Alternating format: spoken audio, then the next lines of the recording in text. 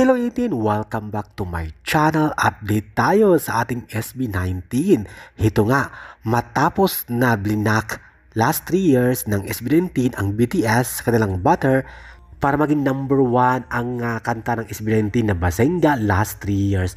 Ito ang pinakabago. Hinarangan din ng SB19 na Damn Song ang kanta ni Nicki Minaj, isang sikat na pinakamalaking hip-hop singer sa buong mundo. Hinarangan ng SB19 ng kanilang new song na Damn bilang number 1 World's Digital Music Sale Chart.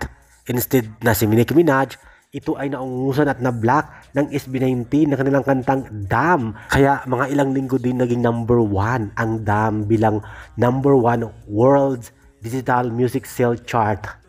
Kaya naman, congratulations SB19. Again, you made a history for Filipino music at sa P-pop industry.